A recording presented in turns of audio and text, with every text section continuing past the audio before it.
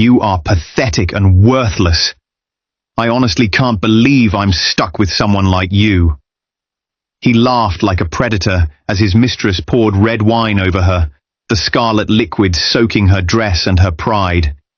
Every mocking word, every cruel sneer was designed to humiliate her completely, to show everyone just how powerless he thought she was.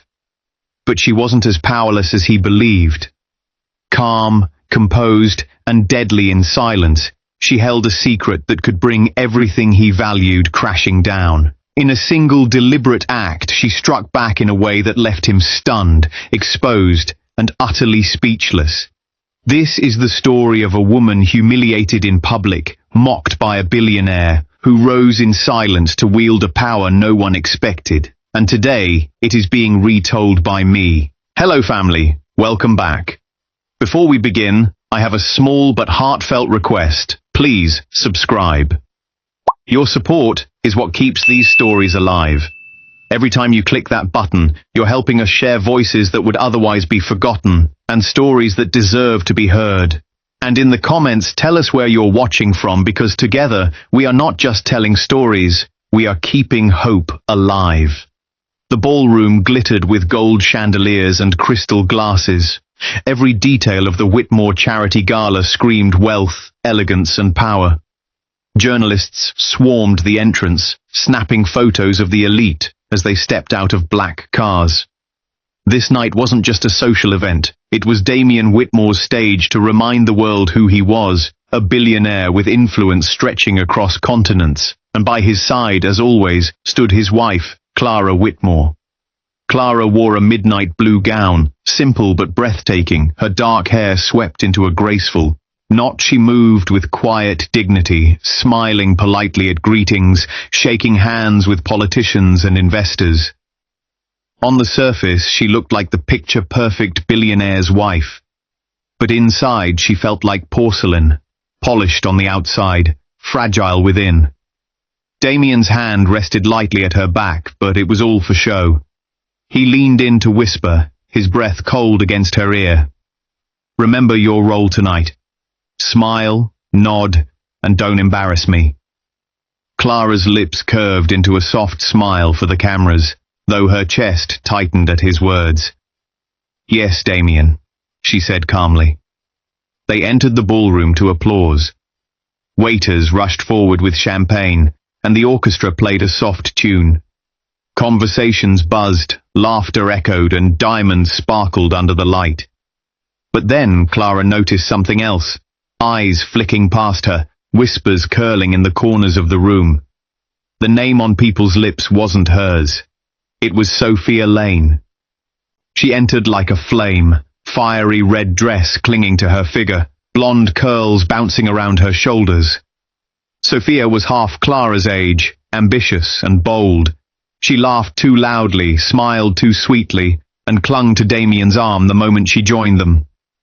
"Darling." Damien greeted Sophia with a grin meant to sting. He kissed her hand, ignoring the way Clara stood just inches away. Sophia's eyes sparkled with triumph as she glanced at Clara. "Mr. Whitmore, you didn't tell me your wife would look so elegant tonight." It wasn't a compliment. It was a dagger wrapped in silk. Clara felt every gaze in the room shift toward her, waiting for her reaction. She simply smiled, steady and calm, though her fingers tightened around her champagne glass. Damien chuckled. "Clara tries her best," he said. "But you know, elegance can't compete with youth."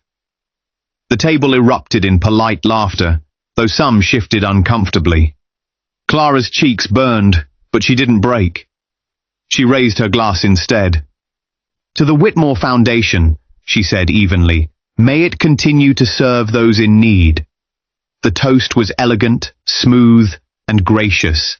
It was the kind of thing people expected from her. Still, as she drank, she saw Sophia lean into Damien, whispering something that made him smirk. Dinner was served, and the cruelty sharpened.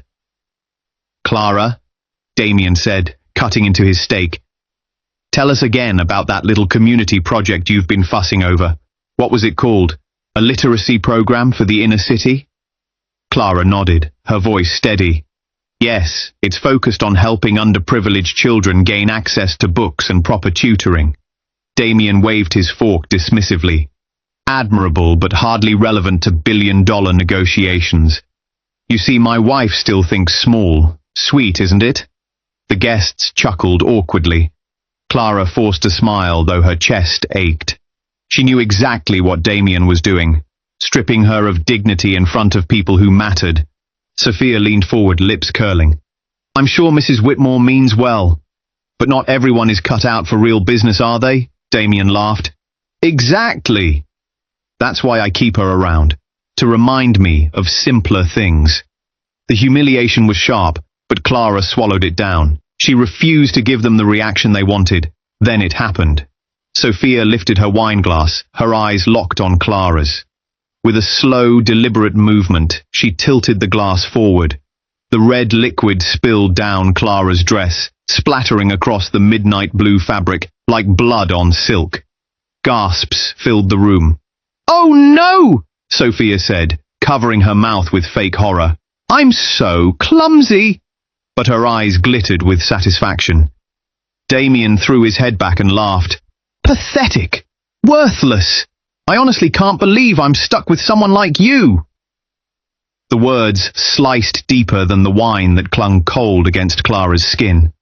Laughter rippled across the table, cruel and sharp. Clara stood frozen, drenched, humiliated. Every eye was on her. The room waited for her to crumble, to lash out, to scream. But she didn't. Instead, Clara drew in a slow breath. Her shoulders straightened, her chin lifted. She set down her glass and dabbed at her dress with the napkin, calm, composed. Her silence unnerved them. Damien frowned slightly, expecting tears or rage. Instead, Clara's eyes, calm, unreadable, met his. And for the first time that night, Damien hesitated. Because behind her quiet composure, there was something he couldn't see, something he couldn't control. Clara's mind whispered one truth. You think I'm powerless, but you have no idea. The wine dripped down Clara's dress in dark streaks, soaking the fabric and staining her skin. The sting of humiliation burned hotter than the alcohol itself, but she refused to flinch. Damien leaned back in his chair, laughter spilling from his mouth, cruel and unrestrained. He clapped his hands once, as if amused by a well-delivered joke. Look at you, he sneered, gesturing toward her ruined gown. The great Clara Whitmore, reduced to a soaked rag doll. Tell me, what good is a wife who can't even command respect at her own gala? Sophia giggled beside him, twirling her glass. Maybe she's more suited to pouring drinks than hosting them, she said sweetly, her voice dripping with mockery. The table erupted into laughter again, some forced, some gleeful. Clara felt the eyes on her. Guests who once praised her grace now whispered behind hands, delighted by her humiliation.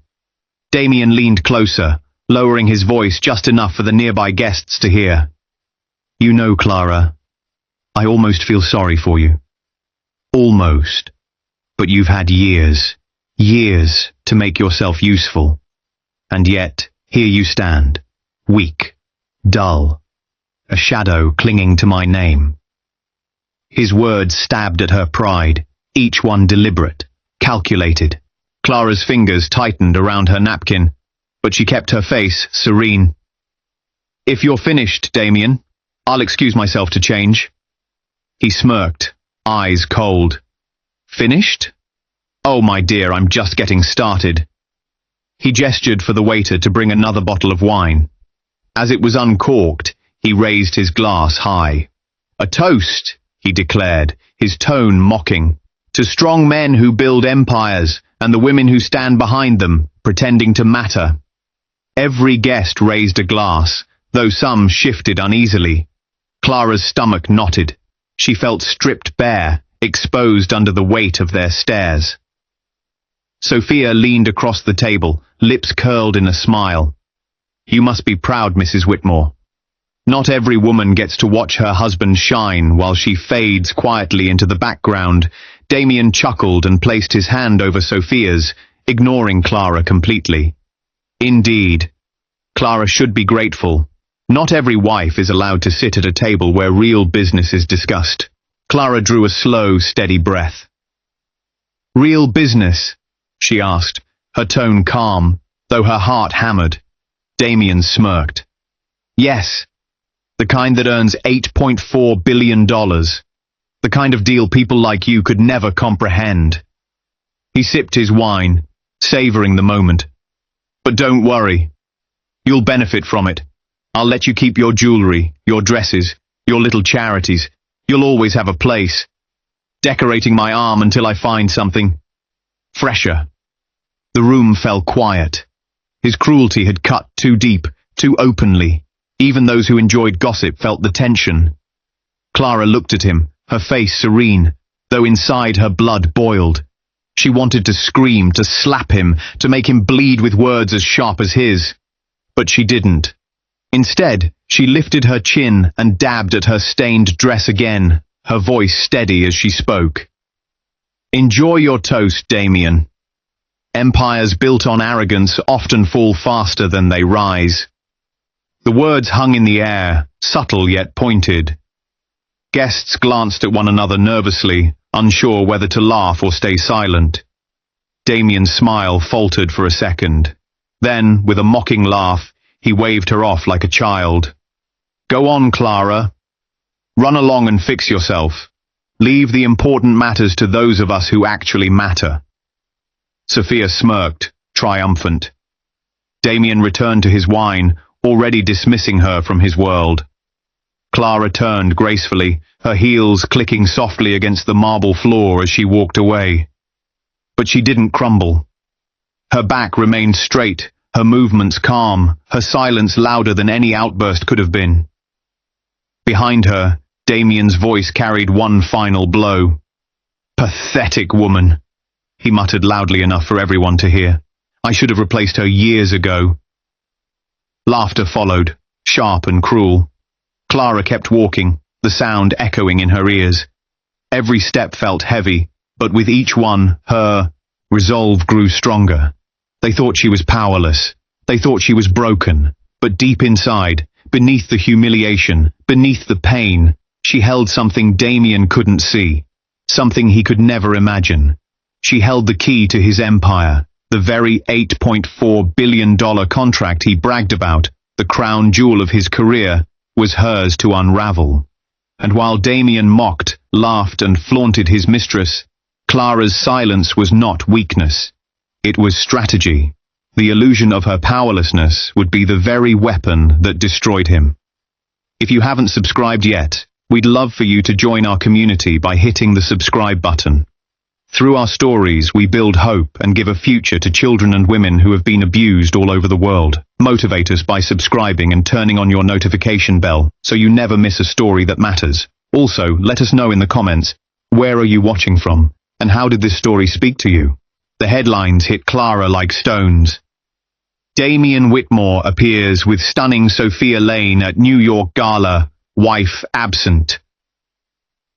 Is Clara Whitmore fading from high society? Billionaire mogul spotted vacationing in Capri with mysterious blonde.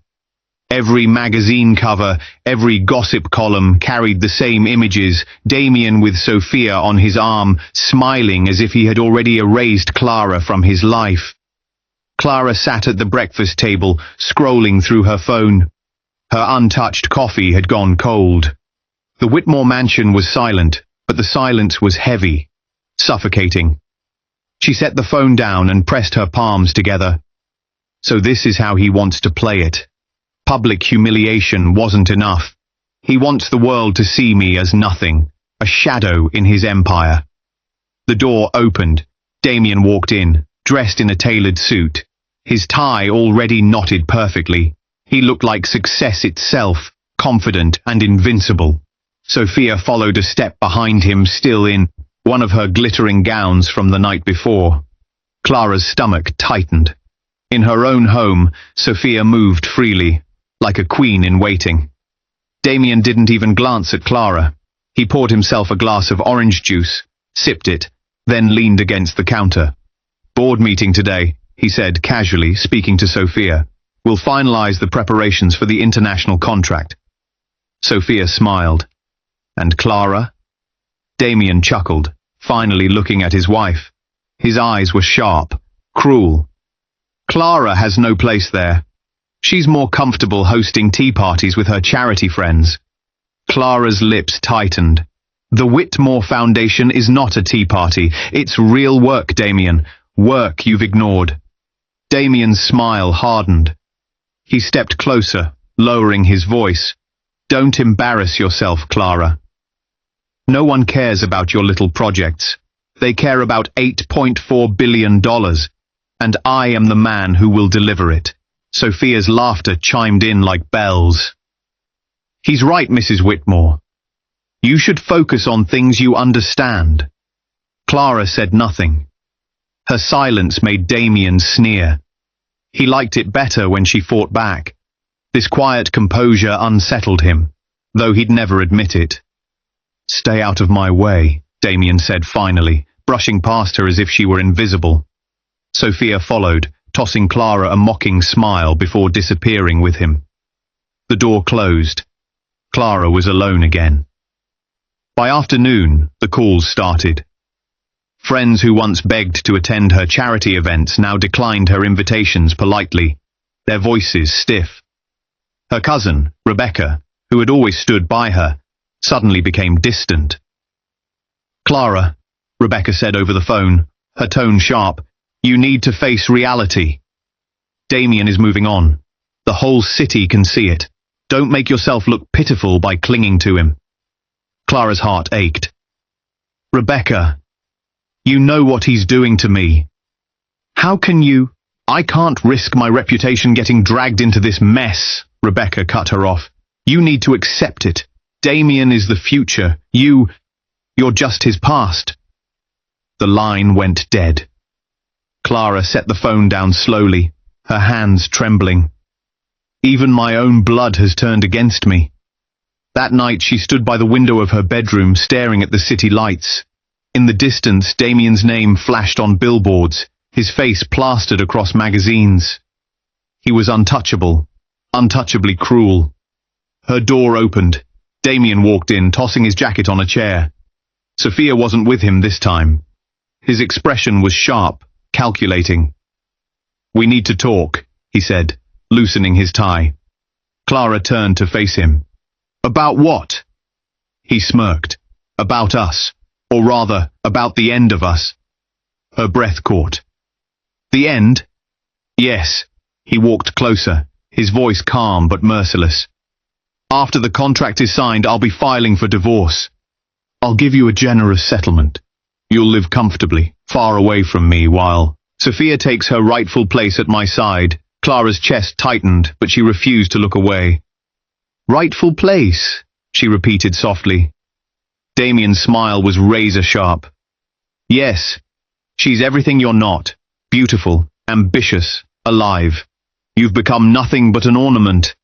And frankly, Clara, I don't keep broken ornaments." The cruelty in his words was sharper than any slap. "Why wait until after the contract?" she asked quietly. "Because I can't afford distractions," he said simply. "The partners expect stability.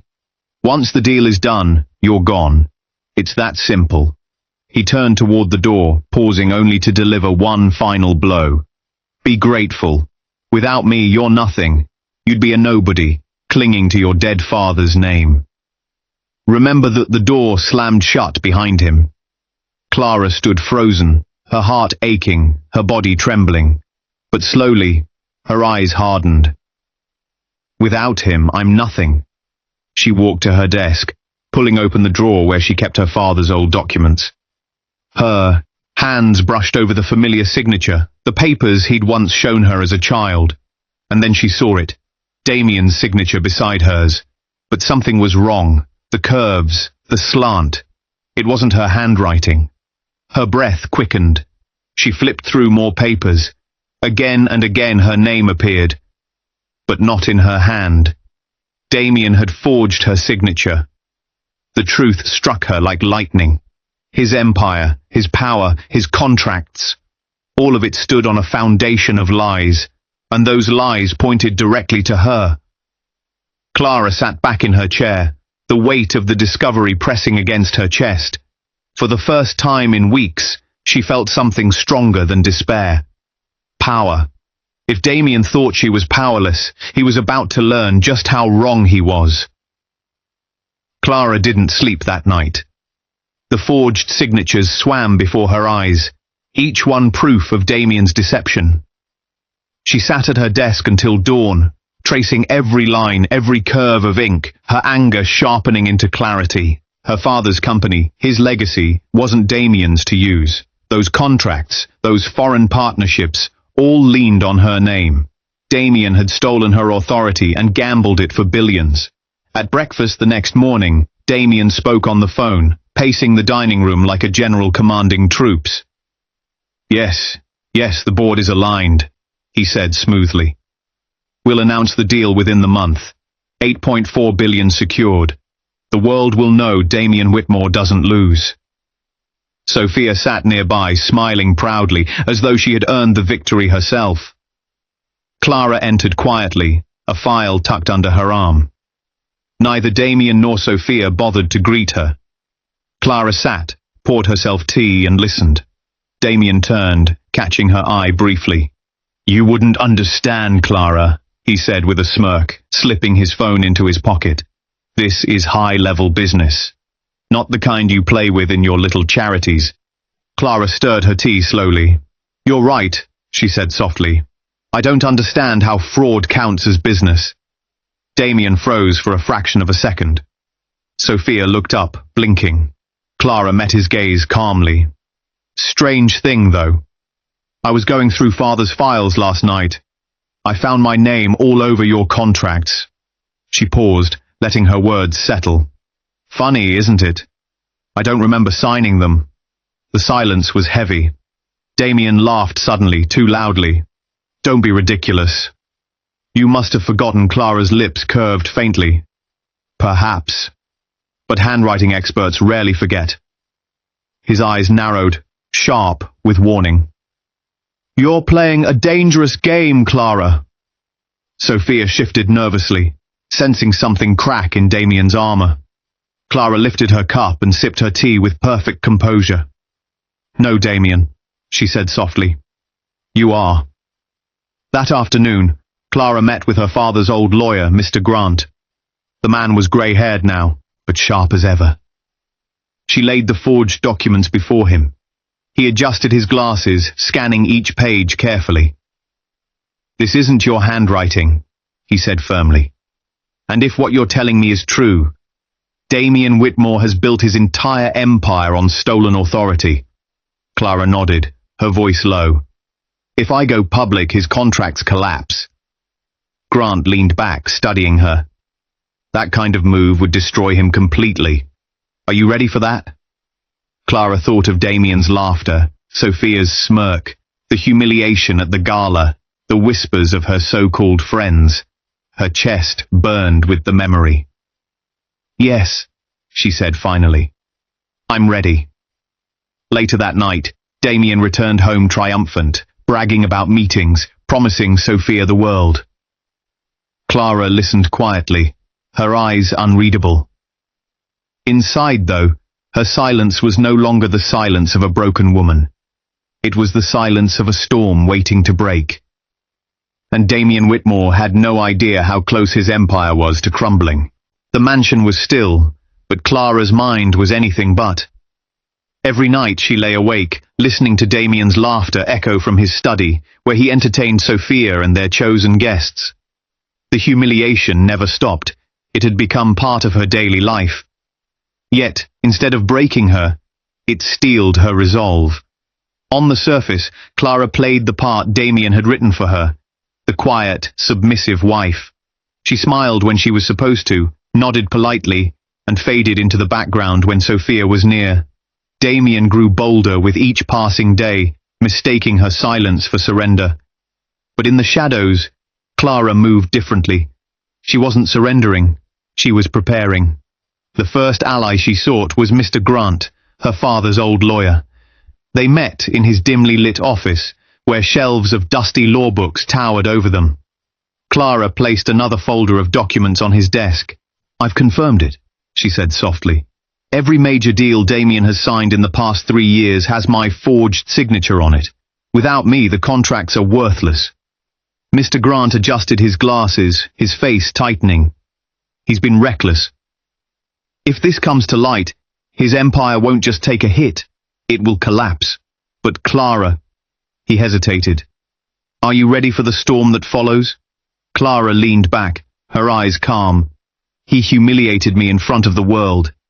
He flaunts his mistress in my home. He tells me I'm nothing. Let him taste what nothing feels like." The lawyer studied her for a long moment, then nodded. "Then we'll begin." Her second ally was Ethan Clark, her childhood friend. Ethan had grown into a quiet but loyal man, working as an analyst in one of Damien's subsidiary firms. She called him late one evening, her voice steady though her heart raced. "Ethan, I need your help. Damien is hiding fraudulent dealings inside his contracts. I have the evidence, but I need someone on the inside to help me trace the money." There was a pause on the line, then Ethan's voice, firm and unwavering. "Tell me what to do." Together, they worked in silence, trading late-night calls and encrypted files. Ethan uncovered a web of shell companies and shady overseas accounts Damien had tied to the deal. The fraud was deeper than Clara imagined, and with every discovery, her case grew stronger. Finally, Clara reached out to those Damien had stepped on during his rise. A secretary he had screamed at, a manager he had humiliated, a loyal employee he had discarded. All of them, bitter and wounded, had stories to tell. Clara listened, gathered documents, pieced together a pattern. For the first time she felt something shift. She wasn't alone anymore. Meanwhile, Damien's arrogance only grew. At breakfast one morning, he leaned across the table toward Sophia, who was now seated openly in Clara's place. Clara sipped her tea in silence as Damien's voice carried. "Soon, my darling, all this will be yours. The title, the crown, the world at our feet. Clara has no fight left in her. She's just background noise." Sophia smiled, glancing at Clara with triumph. "I can't wait to take her place. Imagine the headlines. Sophia Whitmore. It has a nice ring, doesn't it?" Damien laughed, the sound sharp and cruel. "Yes, she'll be forgotten. A footnote in my story." Clara kept her face calm, her eyes lowered. Inside, her anger burned like fire. "He believes I'm background noise. He believes I'll disappear. Let him believe it. It will make the fall sweeter." The night of the private party arrived. The ballroom gleamed once more, filled with investors, politicians, and celebrities. Damien thrived in the spotlight, Sophia glittering beside him like a jewel. Clara followed a step behind, her gown pale and understated, her presence almost invisible. Damien made sure of it. "My wife," he announced loudly, drawing chuckles from the crowd, "prefers the quiet life. She doesn't understand the intricacies of billion-dollar negotiations. But that's all right. She makes an excellent decoration." Laughter rippled through the guests. Clara's cheeks heated, but she remained composed, her hands folded neatly in front of her. Sophia leaned in, her voice just loud enough for Clara to hear. "You really should thank him, Mrs. Whitmore. If not for Damien, you'd be no one. A lonely widow's daughter clinging to scraps of memory." The words cut deep, but Clara did not flinch. She met Sophia's gaze, calm and unblinking. "Be careful, Miss Lane," she said softly. "Sometimes crowns are heavier than they appear." Sophia frowned, unsettled.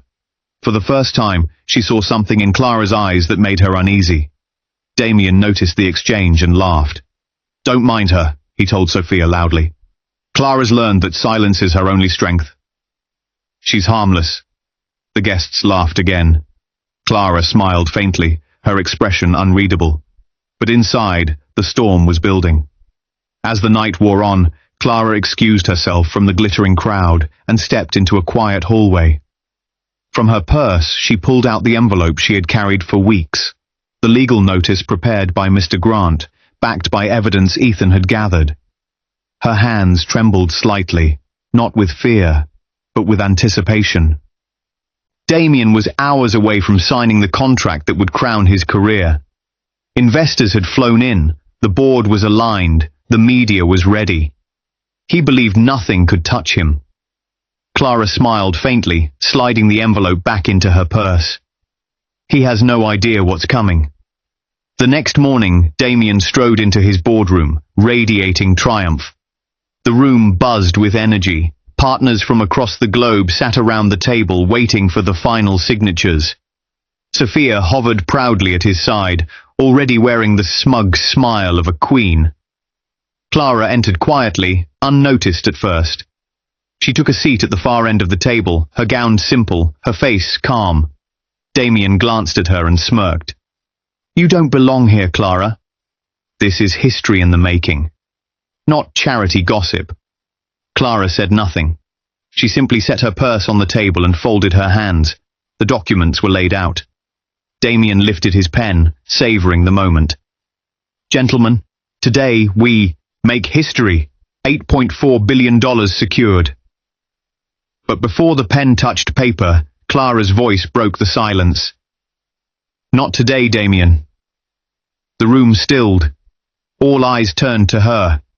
Damien froze, his smirk faltering. Clara opened her purse and slid a single envelope across the table toward the nearest investor. "Before you sign, I suggest you read this." The man frowned, opening the envelope. His face paled as he scanned the pages. He passed it to the next partner, then the next. Murmurs spread around the table like wildfire. "What is this?" one of them demanded. Clara's voice was steady, calm. "Evidence that Damien Whitmore forged my signature on every major contract for the past 3 years. Without my consent, those deals are void, and any attempt to finalize this deal today will trigger legal action that freezes the contract immediately." Gasps filled the room. Papers shuffled. Investors whispered furiously. Damien shot to his feet, face red with fury. "This is nonsense!" "She's lying." Clara met his rage with calm eyes. "Am I? Because every signature can be examined by experts. Every forgery can be proven in court. Shall we test it?" Silence fell. The weight of her words pressed into every corner of the room. An investor slammed the folder shut. "We can't move forward with this uncertainty. The deal is frozen until this matter is resolved." Sophia's face drained of color. Damien's chest heaved, his fists clenched. He looked at Clara with pure hatred. "You!" he hissed. "You did this!" Clara rose slowly, her voice quiet but cutting. "No, Damien. You did this. I'm just the one who finally stopped you." She gathered her purse and walked toward the door, her steps calm, her head held high. Behind her, the boardroom erupted in chaos. Investors shouting, papers scattering, Damien roaring in fury. But Clara didn't look back. For the first time in years, she felt free. The silent war was over. The next battle, the fall of Damien Whitmore, was about to begin. The fallout was immediate. By the next morning, newspapers splashed the headlines across every front page. Whitmore deal frozen amid forgery allegations. $8.4 billion contract in jeopardy. Board demands answers. Clara Whitmore emerges at center of billionaire scandal. In the boardroom, Damien raged like a caged animal. His fists slammed against the polished table. His voice thundered through the glass walls. "This is sabotage," he shouted. "Lies!" Clara is bitter. She wants to ruin me because she knows I'm leaving her. But the investors weren't listening. They whispered among themselves, passing papers, trading uneasy looks. One finally spoke up, his voice sharp. "We cannot proceed with this contract, Mr. Whitmore. Until the authenticity of these documents is confirmed, our money is at risk. This deal is dead." For now, Damien's face turned red. "You're making a mistake. Do you know who I am?" The man's eyes narrowed. "A man under investigation for fraud. That's who the word struck harder than any blow." Damien's mouth opened, then shut again, his confidence faltering. And then came the final knife. Sophia. At first, she sat quietly, pale and trembling as the empire she had hitched herself to collapsed before her eyes. But when she realized Damien was sinking, her survival instincts sharpened. "You think this is just about signatures?" she said suddenly, her voice loud enough for the whole room.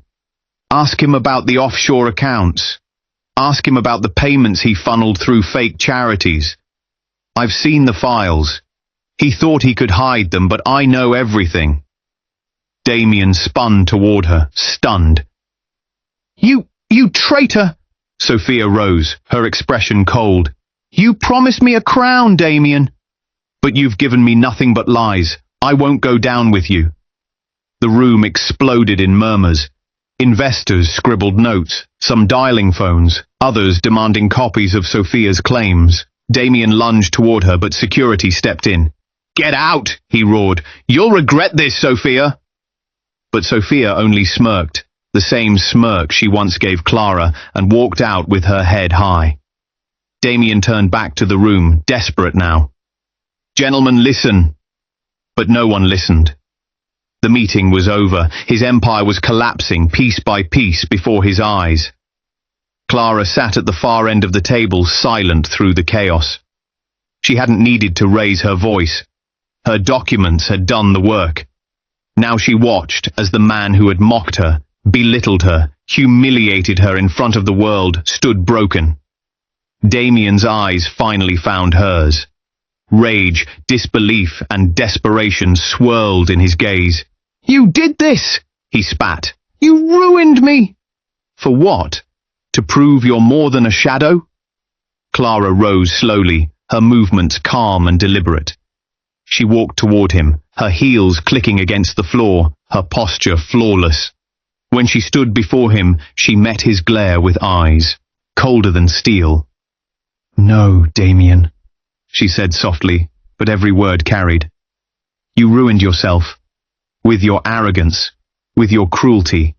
You thought I was powerless. You thought I was nothing. But you forgot something. This empire was built on my father's name, my signature, my legacy. You never owned it. You only borrowed it." His face crumbled. He looked smaller now, stripped of the armor of wealth and power. "Clara, please," he whispered, his voice breaking. "Don't do this. I'll fix it. We can fix us. I'll make it right." The plea might have swayed another woman, but not Clara. Not after the years of humiliation, the betrayal, the public degradation. She leaned closer, her voice cold enough to freeze him in place. "Pathetic. Worthless. Do you remember those words, Damien? You threw them at me in front of everyone. Tonight, I give them back to you. Pathetic. Worthless. That's who you are." Damien flinched as though slapped. Clara turned away without another glance. The war was over, and she had won. By evening, the news spread like wildfire. Investors withdrew millions, partners severed ties. Damien Whitmore's name, once a symbol of power, was dragged through mud. Reporters swarmed outside the Whitmore mansion, shouting questions about fraud, betrayal, and Sophia's accusations. Images of Damien's red, furious face filled the airwaves. Clara, by contrast, appeared calm in every photo, her dignity intact. The humiliation he had inflicted on her for years was now his own. At a private dinner days later, Clara returned to the same social circles that once mocked her. This time, the whispers were different. "That's Mrs. Whitmore. She exposed him. She's sharper than anyone knew. Grace under fire. Remarkable woman."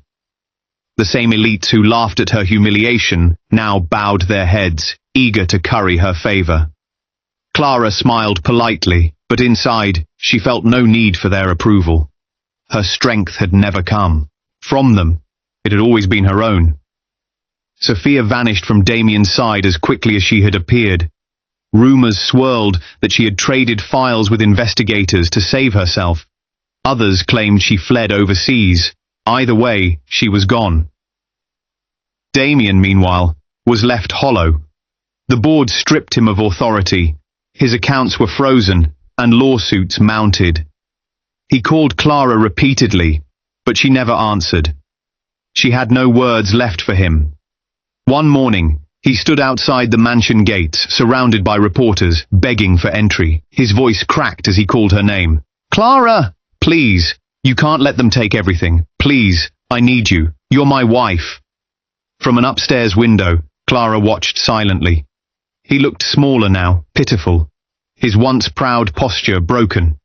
She remembered every cruel word he had spoken, every time he mocked her, every moment he tried to erase her. And she closed the curtain. The final board meeting came 2 weeks later. This time Clara sat at the head of the table. Her father's legacy was hers again, legally restored by the very documents Damien had forged.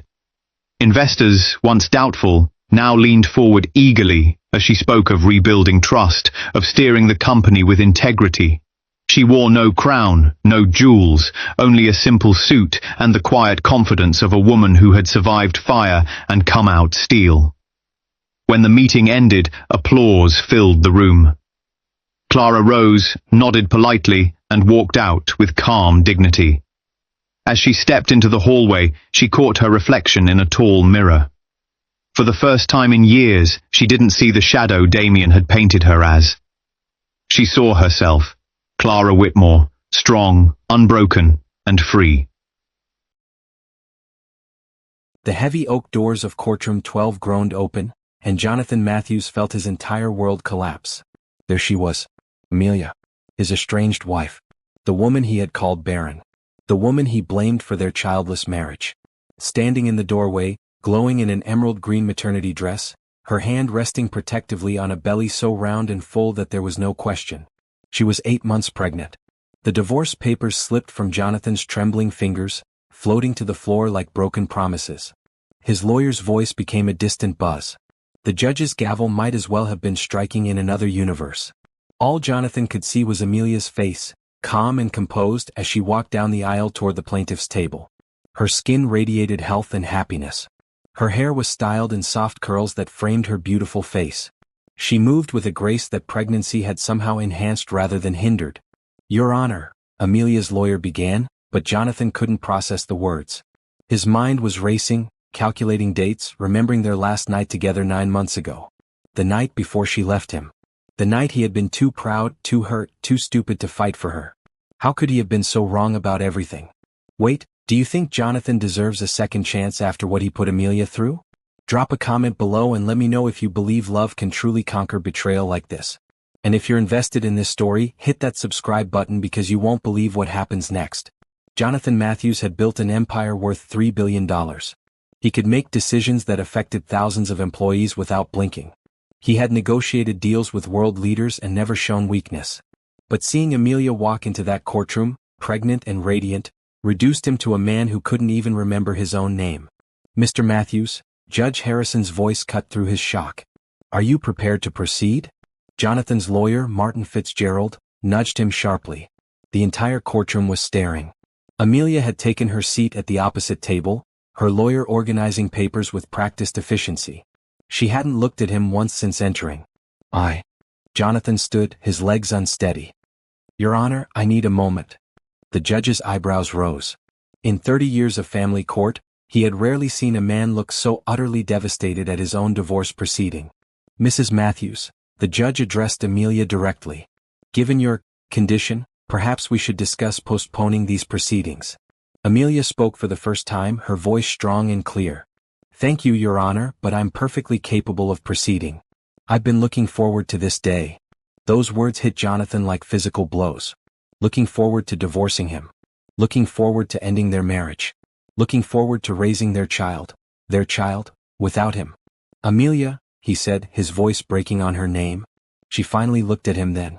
Those warm brown eyes that had once looked at him with such love now held nothing but cool determination. It's Mrs. Matthews in this courtroom, Jonathan. The formality in her voice was worse than any anger could have been. This was the woman who used to wake him up with soft kisses. The woman who would make him laugh until his sides hurt. The woman who had believed in him before he believed in himself. Martin was frantically whispering in his ear about proceeding with the divorce as planned, about the prenuptial agreement, about protecting his assets. But all Jonathan could think about was the swell of her belly and the wedding ring that was noticeably absent from her finger. Your Honor, Amelia's lawyer, a sharp woman named Patricia Williams, began. My client requests that we proceed with the divorce decree as originally filed. The terms have been agreed upon by both parties. Not anymore, Jonathan said suddenly, standing up. I need to speak with my wife. Ex-wife, Amelia corrected softly. We're still married until this court says otherwise, Jonathan replied, his business instincts finally kicking in. And given this new development, I think we need to discuss some changes. Judge Harrison looked between them. Mr. Matthews, are you suggesting you wish to contest this divorce? The question hung in the air like a challenge. Everyone in the courtroom waited for his answer. His lawyer was making frantic hand gestures, probably thinking about billable hours and complicated custody battles. But Jonathan was thinking about Amelia's hands on her belly, about the baby growing inside her, about the family he had thrown away because he was too proud to admit he might be wrong. Yes, he said firmly. I contest this divorce. Amelia's carefully composed mask finally cracked. Surprise flickered across her features before she quickly recovered. On what grounds? She asked. Jonathan looked directly into her eyes. On the grounds that I was a fool. On the grounds that I love you. And on the grounds that the child you're carrying is mine. The courtroom erupted in whispers. Judge Harrison banged his gavel for order. Mr. Matthews, the judge said sternly, this is not the place for emotional outbursts. If you wish to contest this divorce, you'll need to file the proper paperwork and present legitimate legal grounds. Then that's what I'll do, Jonathan said. He turned to Amelia. But first, I need 5 minutes with my wife. Absolutely not, Patricia Williams interjected. My client has made her wishes clear. Amelia, Jonathan said, ignoring the lawyers. Please. 5 minutes. After everything we meant to each other, don't I deserve that much? Amelia was quiet for a long moment, her hand moving in slow circles on her belly. Jonathan realized she was calming the baby, and something in his chest twisted painfully. She was already such a natural mother. 5 minutes, she finally agreed. But with witnesses present. Judge Harrison nodded. Court will recess for 15 minutes. You may use conference room B, but a court officer will be present. As they stood to leave, Jonathan caught Amelia's arm gently. She looked down at his hand, then up at his face. Is it mine? He asked quietly. For the first time since she'd entered the courtroom, Amelia's composure completely broke. Tears filled her eyes. How dare you ask me that, she whispered. After everything you said about me. After calling me barren. After letting your mother treat me like I was broken. How dare you question my faithfulness now? She pulled away from him and walked toward the conference room, her head held high despite the tears on her cheeks. Jonathan followed, his heart pounding. He had 5 minutes to undo 3 years of damage. 5 minutes to save the most important thing in his life. 5 minutes to win back the woman who was carrying his child. 3 years earlier, the grand ballroom of the Marriott was buzzing with Chicago's elite. The annual Children's Hospital Charity Gala drew the city's wealthiest residents, all eager to be seen supporting a good cause. Jonathan Matthews stood near the bar, checking his phone for the 100th time that evening. At 28, he was already worth more than most people would see in 10 lifetimes, but success felt hollow when you had no one to share it with. Excuse me, are you Jonathan Matthews? He looked up to see a woman in a stunning red evening gown approaching. She was African American, with natural hair styled in an elegant updo, and the most genuine smile he had ever seen. Unlike the other women at these events, she wasn't wearing enough jewelry to fund a small country, and there was something refreshingly real about her. Guilty as charged, he said, extending his hand. And you are? Amelia Johnson. I work for the hospital's social services department. Her handshake was firm and confident. I wanted to thank you personally for your donation. The new children's wing is going to help so many families. Jonathan was surprised. Most people who approached him at these events wanted something. An investment, a business deal, an introduction to someone more important. But Amelia seemed genuinely grateful, not calculating. "It's my pleasure," he said. "Though I have to admit, I usually just write checks and show up for the photo opportunities. I don't really know how the money gets used."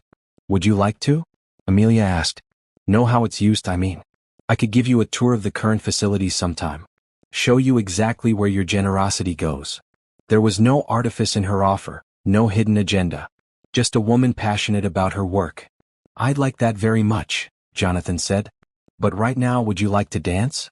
The band is actually pretty good, and I hate to waste this overpriced tuxedo." Amelia laughed, a sound like music.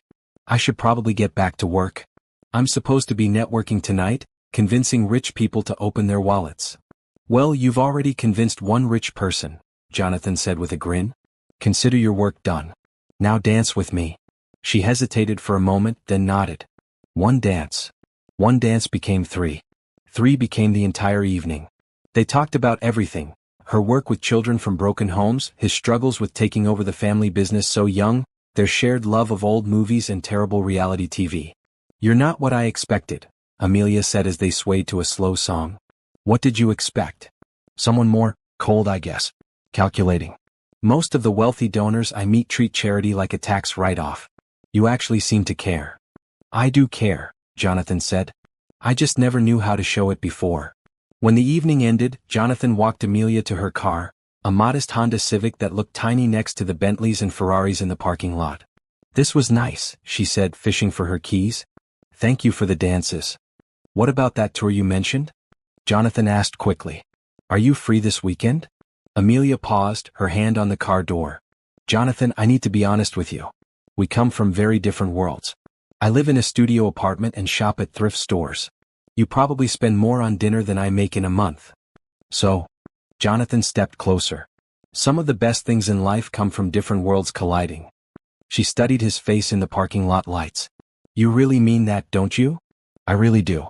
Besides," he added with a smile, "someone needs to teach me what's really important in life. I have a feeling you might be exactly the person for the job." Amelia smiled back. "Saturday at 2 o'clock. Meet me at the main entrance." "And Jonathan?" "Wear jeans. You'll need them where we're going." That Saturday, Amelia gave him the most eye-opening day of his life. She showed him children who had been abandoned, families struggling to pay medical bills, teenagers aging out of foster care with nowhere to go. But she also showed him hope. Kids learning to read, families reuniting, young people finding their way. "This is what your money does," she said as they watched a little girl take her first steps after surgery. "This is why it matters." Jonathan felt something shift inside his chest. All his life, money had been about power, about winning, about proving himself. But watching that little girl walk, seeing the joy on her parents' faces, he understood for the first time what wealth could really do. "Amelia," he said quietly, "I want to do more." She turned to look at him, and he saw something in her eyes that made his heart race. "I was hoping you'd say that," she said. Their courtship lasted 8 months. Jonathan pursued her with the same determination he brought to business deals, but tempered with a gentleness he didn't know he possessed. He learned to appreciate simple pleasures: walks in the park, coffee shop conversations, movie nights on her tiny couch. Amelia, in turn, opened his eyes to a world beyond profit margins and board meetings. "I love you," he told her on a snowy evening in December, standing outside her apartment building. "I love you too," she replied, and kissed him as snowflakes fell around them. He proposed 3 months later with his grandmother's ring, a simple solitaire that had been in his family for generations. "It's not about the size of the diamond," he said as he knelt in the children's hospital garden where they'd shared their first real conversation. "It's about the promise. I promise to love you, to respect you, to build a life with you that matters." "Yes," Amelia said through happy tears. "Yes to all of it." Their wedding was small by Matthew's family standards, held in the same hospital garden where he'd proposed. Amelia wore her grandmother's white lace dress, altered to fit perfectly. Jonathan's mother disapproved of almost everything about the ceremony, but Jonathan didn't care. As he watched Amelia walk down the aisle, he knew he was the luckiest man alive. "I can't wait to start our life together," he whispered as they danced their first dance as husband and wife. "Neither can I," Amelia whispered back. "I can't wait to fill our house with love and laughter, and maybe someday." "Someday?" he prompted. "Someday, little feet running through those big empty rooms?" Jonathan spun her around, both of them laughing with pure joy. I can't think of anything I want more. If only they had known then how much pain that dream would cause them both. 1 year into their marriage, the honeymoon period began to crack under the weight of expectation. It started small, innocent questions from friends and family about when they might hear the patter of little feet. But as months passed without any announcement, the questions became more pointed, the pressure more intense. "You know, dear," Jonathan's mother, Margaret Matthews, said during one of their monthly dinners, "your biological clock is ticking. Women your age need to start thinking seriously about children." Amelia, who was 26, nearly choked on her wine. "We're thinking about it, Mrs. Matthews. We're just enjoying being newlyweds for now." "Enjoying yourselves is all well and good," Margaret continued, cutting her salmon with surgical precision, "but the Matthews family has certain expectations. Jonathan is the only heir to the family business. We need continuity." Jonathan reached for Amelia's hand under the table, squeezing gently. "Mother, we'll have children when we're ready." "Will you though?" Margaret's gaze was sharp. "I've been reading about career women who wait too long. Fertility declines significantly after 25. "I'm 26, not 46, Amelia said, her voice strained but polite. "Exactly my point. Time is not on your side." The drive home was tense.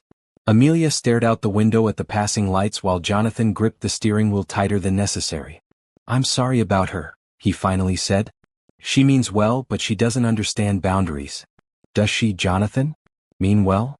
Amelia turned to look at him. "Because it feels like she thinks I'm some kind of broodmare whose only purpose is producing Matthew's heirs. That's not fair. She's just traditional. Traditional is wanting grandchildren. What she's doing is treating me like a failure because I'm not pregnant yet." Jonathan pulled into their driveway, a sprawling estate that had intimidated Amelia when she first saw it. Now it just felt empty and cold. "Maybe we should start trying," he said quietly. "Officially, I mean. We've been married a year. It wouldn't be crazy to start a family." Amelia looked at him in the dim light of the garage. "Is that what you want? Or is that what your mother wants?" "I want what you want," Jonathan said, but there was something in his voice that suggested the pressure was getting to him too. That night, they made love with a new kind of intensity, born not just from passion but from purpose. Amelia found herself analyzing every sensation, wondering if this would be the time, if their child was being created in these moments. But months passed and nothing happened. "Maybe we should see a doctor," Amelia suggested after 6 months of trying. "Just to make sure everything is okay." Dr. Sarah Henderson was kind and thorough. She ran every test imaginable on both of them. Blood work, ultrasounds, genetic screenings. The results were frustratingly normal. "Both of you are perfectly healthy," she assured them during their follow-up appointment. "Sometimes it just takes time. Stress can be a factor, and I understand you're both under some pressure from family." "What kind of stress?" Jonathan asked. "Any kind. Work stress, family pressure, even the stress of trying to conceive can interfere with conception. My advice is to relax and let it happen naturally." But relaxing became impossible as the pressure mounted. Margaret's comments became more frequent and pointed. At business dinners, colleagues would ask Jonathan when he planned to expand his family, making jokes about the next generation of Matthew's leadership. "The board is starting to ask questions," his business partner, Thomas Richardson, mentioned casually during a meeting. "Some of the older members are concerned about succession planning." "I'm 29, Tom. I'm hardly at death's door." "No, but they want to see stability. A family man is seen as more reliable, more committed to building something lasting." Even Amelia's friends began to offer unsolicited advice. Everyone had a story about someone who tried for years before getting pregnant, or suggestions about fertility treatments, or recommendations for specialists. "Have you tried acupuncture?" her friend Jessica asked over lunch. "My cousin swears it worked for her." "Maybe you're trying too hard," suggested another friend. "You should just relax and let it happen." Amelia began to dread social gatherings, knowing that someone would inevitably ask about children. She started making excuses to avoid family dinners with Margaret, and she could see the strain affecting Jonathan. "My mother asked me if we'd considered fertility treatments," he told her one evening as they sat in their vast living room, the space between them feeling like an ocean. "What did you tell her?" "I told her it was none of her business. But Amelia, maybe we should consider it. If there's something we can do to help." "Help with what?" "The doctor said we're fine." "I know, but if there are options." Amelia stood up abruptly. "I'm not broken, Jonathan. I don't need to be fixed." "That's not what I meant." "Isn't it? Because that's what it feels like." Like everyone thinks there's something wrong with me. Like I'm failing at the one job I'm supposed to be able to do naturally. Jonathan reached for her, but she stepped back. I need some air, she said, and walked out onto their terrace. Standing in the cool night air, Amelia felt the weight of everyone's expectations pressing down on her. She had never wanted anything more than to give Jonathan children, to create the family they had dreamed about. But the constant pressure was turning something beautiful into something clinical and desperate. Jonathan joined her outside, wrapping his arms around her from behind. I'm sorry, he said quietly. I never wanted this to become something that stressed you out. I know. I want this so much, and everyone else wanting it too makes it feel like I'm performing for an audience instead of just loving my husband. Then let's stop, Jonathan said. Let's stop trying so hard. Let's stop listening to everyone else. Let's just be us. Amelia leaned back against his chest. Can we do that? Just ignore everyone? We can try. For a few weeks, they managed to recapture some of their early happiness.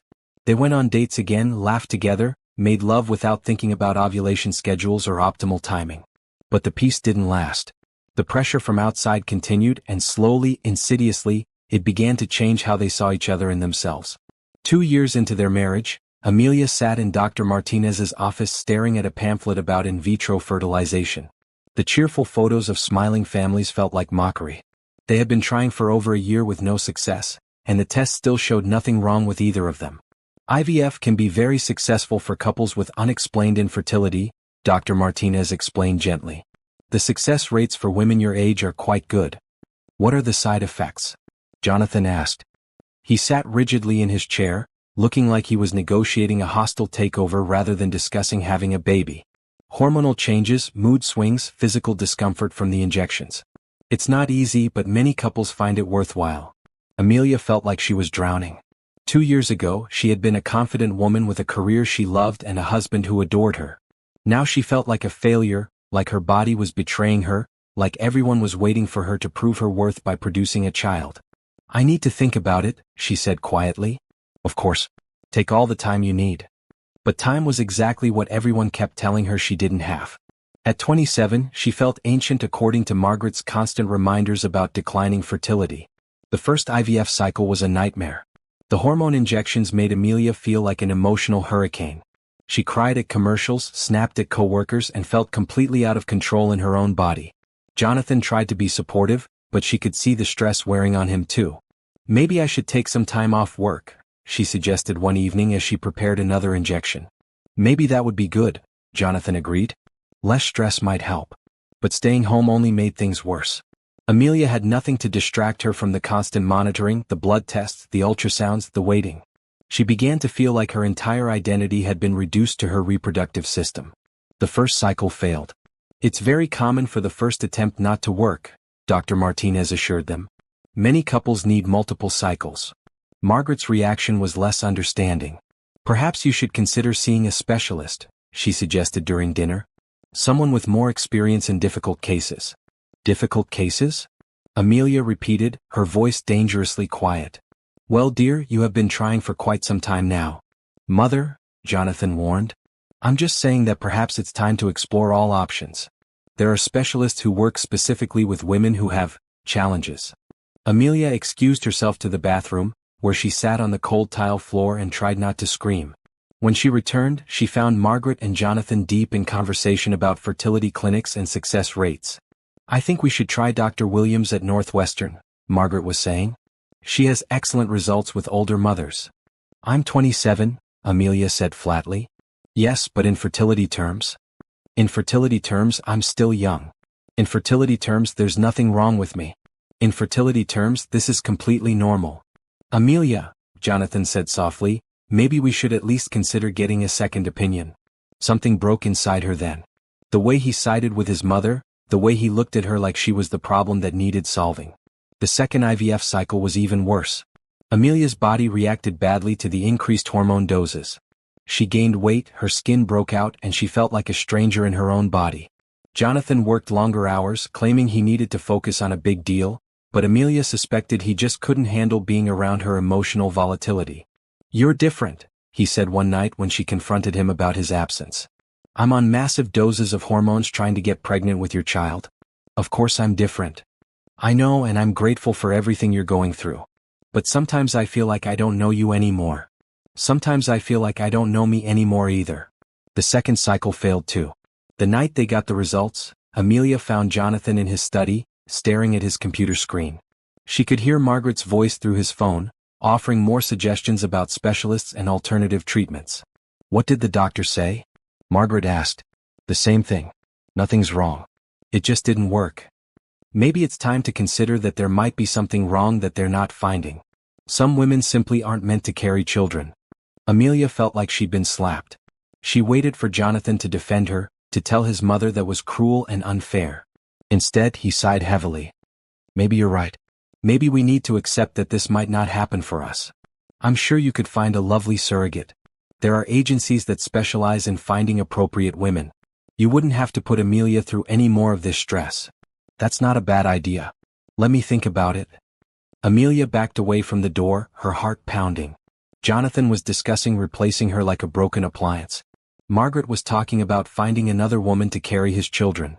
And he was considering it. She went upstairs and began packing. What are you doing? Jonathan asked when he found her an hour later, suitcase open on their bed. I'm leaving. What? Because of the IVF? We can try again or look into other options. Like surrogacy? Amelia's voice was ice. Jonathan had the grace to look ashamed. You heard that. I heard you agreeing with your mother that I'm defective.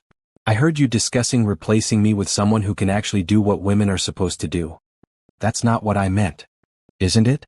Because that's exactly what it sounded like. Amelia, please. Don't do this. We can work through this. She looked at him, this man she had loved so completely, and saw a stranger. When did you stop fighting for me, Jonathan? When did you stop believing in us? I haven't stopped. Yes, you have. You've started believing your mother's poison. You've started looking at me like I'm broken, like I'm failing you. You're not failing me. Then why won't you defend me? Why won't you tell your mother to back off? Why won't you tell her that our marriage is more important than her grandchildren? Jonathan was quiet for a long moment. Because maybe she has a point. Maybe we need to consider all our options. That was it. The final blow. I am not an option to be considered, Jonathan. I'm your wife. Or I was. She closed the suitcase and headed for the door. Where are you going? Home. This is your home. Amelia turned at the bedroom door, tears streaming down her face. No, it isn't. It stopped being my home the moment you started seeing me as the problem instead of your partner. Amelia, please. Don't leave. We can fix this. Some things can't be fixed, Jonathan. Some things are just broken. She walked out that night, leaving behind the man she loved and the life she had tried so hard to build. As she drove away from the Matthews estate, she felt like she was finally able to breathe again. 3 weeks later, alone in her tiny apartment, Amelia took a pregnancy test on a whim. It was positive. Amelia stared at the pregnancy test for a full 10 minutes, certain her eyes were playing tricks on her. 2 pink lines. Clear as day. After months of negative tests, of hormone treatments, of feeling like her body was broken, she was pregnant. Naturally. Easily. Completely unexpectedly. She was living in a small apartment across town from the Matthews estate, a place she had found quickly when she left Jonathan. It was nothing like the luxury she had grown accustomed to during their marriage, but it felt like home in a way the mansion never had. Here she could make decisions without consulting anyone. Here she could eat cereal for dinner and watch reality TV without judgment. But now, sitting on her bathroom floor with the test in her hands, she felt the weight of the most important decision of her life. Should she tell Jonathan? Her first instinct was yes. He was the father. He had a right to know. They had wanted this baby desperately, had put their marriage through hell trying to conceive. But then she remembered his words about surrogacy. About finding someone else to carry his children. About how maybe she simply wasn't meant to have children. The pain of his betrayal was still fresh, still sharp enough to take her breath away. Amelia made an appointment with Dr. Henderson, needing confirmation before she made any decisions. Congratulations, Dr. Henderson said with a warm smile. You're about 6 weeks along. Everything looks perfectly normal. How is this possible? We tried for so long and now. Stress is a powerful factor in fertility. Sometimes when couples stop the pressure of trying, when they remove the clinical aspect, nature finds a way. Your body was probably just waiting for you to relax. Relaxing. Amelia almost laughed. Leaving her husband, starting over alone, rebuilding her entire life. somehow that had been more relaxing than staying in her marriage. Over the next few weeks, Amelia found herself settling into a routine. She had returned to work at the hospital's social services department, grateful for the distraction and the income. Her colleagues were supportive, understanding that she was going through a divorce without prying into the details. "You look better," her friend Rachel commented one day over lunch. "More like yourself again." "I feel more like myself," Amelia admitted. "I forgot who I was for a while there." Marriage can do that sometimes, especially when you're trying so hard to be what someone else needs. Amelia's hand instinctively moved to her still flat stomach. She hadn't told anyone about the pregnancy yet. She was waiting until she figured out what she wanted to do about Jonathan. Meanwhile, across town, Jonathan was discovering that success meant nothing without someone to share it with. His penthouse office overlooked the city, his bank accounts continued to grow, and he closed deal after deal with mechanical efficiency. But he felt empty in a way that terrified him. "You look terrible," Thomas Richardson told him during a board meeting. "When's the last time you slept?" "I sleep," Jonathan replied, signing documents without really reading them. Lying in bed staring at the ceiling doesn't count as sleep. Jonathan's mother had been calling daily, offering to set him up with appropriate women, suggesting that his separation from Amelia might be a blessing in disguise. "Now you can find someone more suitable," she said during one of their lunches. "Someone who understands your world, your responsibilities." "I don't want someone else." "Jonathan, be practical. Amelia was lovely, but she clearly wasn't able to give you what you need. What I need is my wife back. Your soon-to-be ex-wife who couldn't conceive after 2 years of marriage. Sometimes we have to accept that our first choices aren't our best choices." Jonathan stopped going to family dinners after that conversation. He spent his evenings in his empty house, walking through rooms that echoed with memories of Amelia's laughter. Her presence was everywhere. The kitchen where she used to cook dinner while dancing to music, the living room where they would curl up to watch movies, the bedroom where they had loved each other so completely. He tried dating once, accepting a setup from a colleague. The woman was beautiful, successful, everything his mother would approve of. She talked about her career in investment banking, her weekend house in the Hamptons, her 5-year plan for marriage and children. "I want 3 children," she said over expensive wine. "Ideally spaced 2 years apart. I'll take maternity leave of course, but I'll have nannies so I can return to work quickly." Jonathan excused himself halfway through dinner and never called her again. As Amelia's pregnancy progressed, she found herself facing practical concerns. Her apartment was too small for a baby. Her salary was enough for her, but adding childcare costs would stretch her budget thin. She could apply for assistant programs, but the idea felt foreign after living in luxury for 2 years. Still, she was determined to make it work. She started looking at slightly larger apartments, researching daycare centers, planning for a future as a single mother. "Are you sure you don't want to contact the father?" Dr. Henderson asked during one of her appointments. "Financial support could make things easier." "I'm sure," Amelia said, watching her baby move on the ultrasound screen. "We can manage on our own." But late at night, when she felt the baby kick, she sometimes wondered what Jonathan would think if he could feel those movements too. Would he be amazed? Would he finally understand what they had lost when their marriage fell apart? She pushed those thoughts away. Jonathan had made his choice when he failed to defend her, when he considered replacing her with a surrogate. She and their baby would be better off without him. By her second trimester, Amelia had found a new apartment in a family-friendly neighborhood. It had 2 bedrooms, a small balcony, and neighbors who smiled when they passed in the hallway. She decorated the nursery in soft yellows and greens, not knowing if she was having a boy or girl and wanting the surprise. Jonathan, meanwhile, had thrown himself into work with renewed intensity. He expanded his business overseas, acquired 3 companies, and increased his net worth by another $1 billion. None of it mattered. "You need to do something about this divorce," his lawyer advised. "The longer you wait, the more complicated it becomes." "I don't want the divorce." "Your wife does. She's filed all the paperwork. You just need to sign." Jonathan stared at the papers on his desk. With his signature, he would officially end his marriage to the only woman he had ever loved. He would be free to find someone else, to start over, to build the family his mother thought he deserved. But he couldn't pick up the pen. "I need more time," he said. "For what?" "To figure out how to win her back." Thomas looked at him like he had lost his mind. "Jonathan, it's been 6 months. She's moved on. You should too." But Jonathan couldn't move on.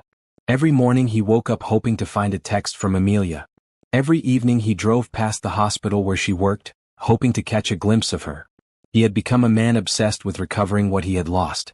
Neither of them knew that in just a few months, their paths would cross again in a courtroom, where Amelia would walk in wearing that emerald green dress, carrying the child they had both wanted so desperately. And everything would change once more. 8 months pregnant and glowing with health, Amelia sat across from her lawyer, Patricia Williams, reviewing the divorce papers one final time. The Matthews family name had opened doors, but it had also brought complications. Jonathan's wealth meant their divorce required careful attention to financial details, even with the prenuptial agreement Amelia had willingly signed. "Are you sure you don't want to pursue spousal support?"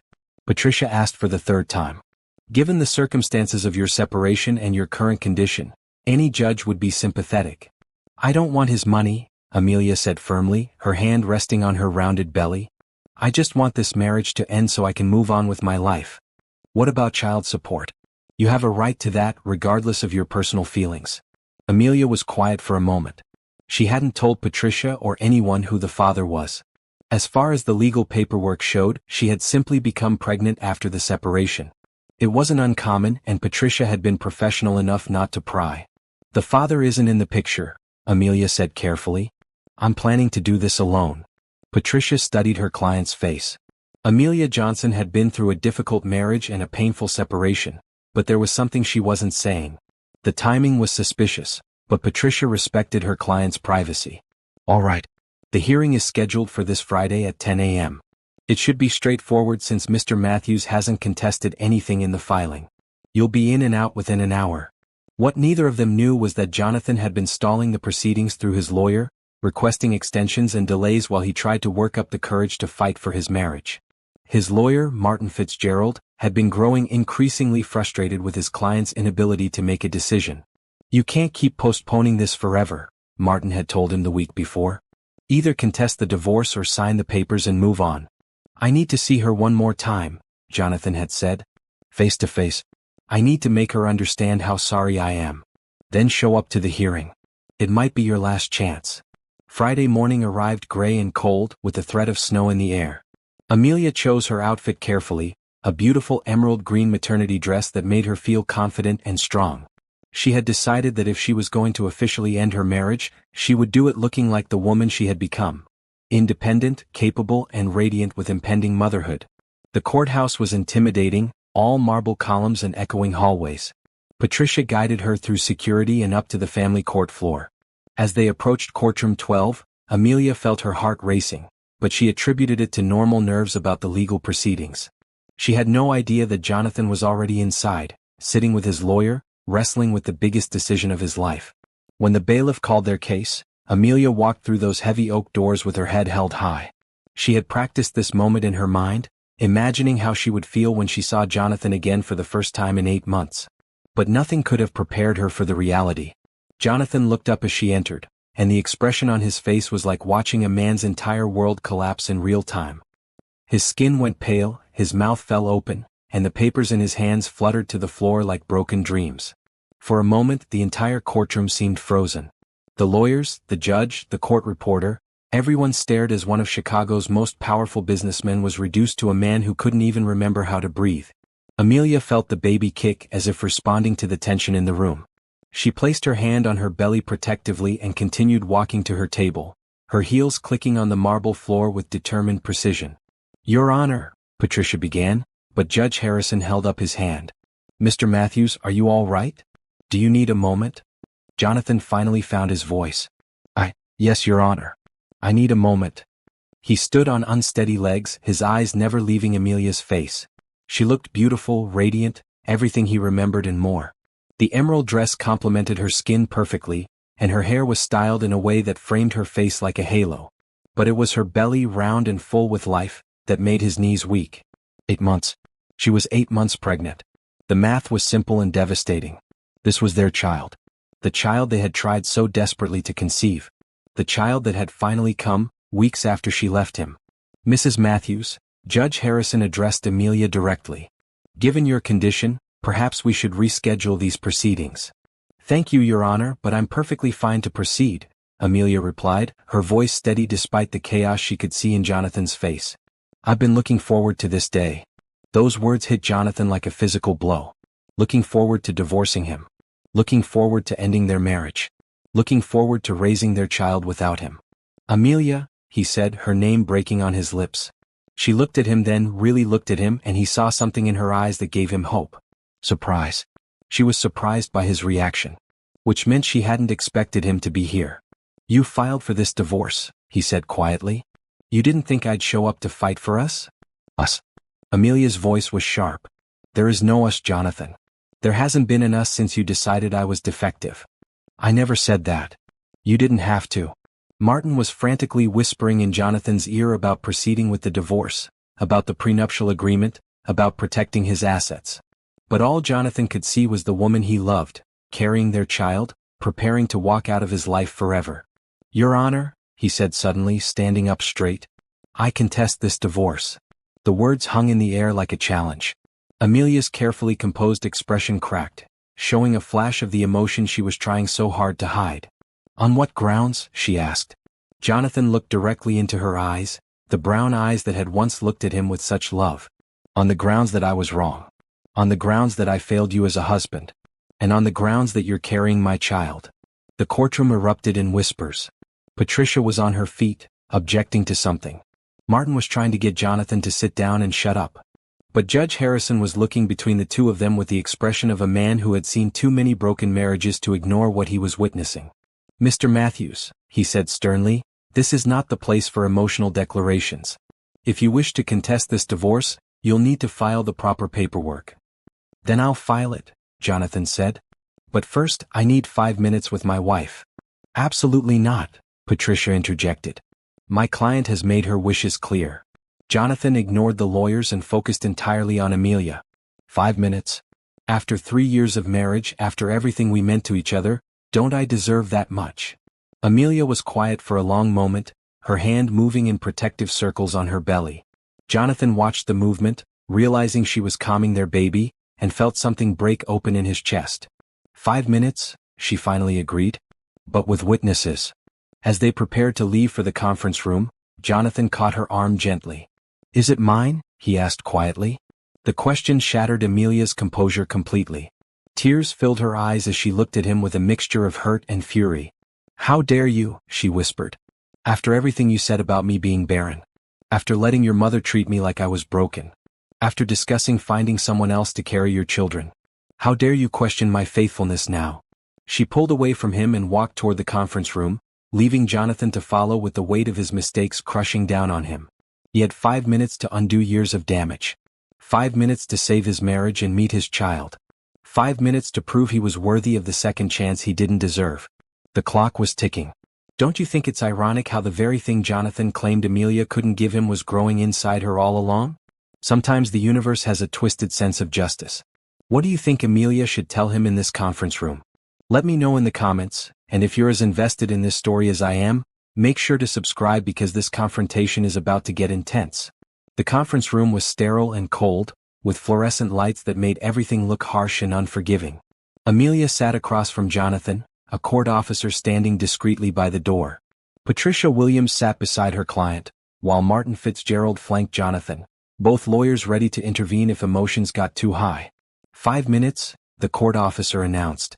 Starting now. Jonathan looked at Amelia, really looked at her for the first time in 8 months. She was more beautiful than he remembered, pregnancy giving her a glow that made her seem to radiate light. But her eyes were guarded, protecting herself from more hurt.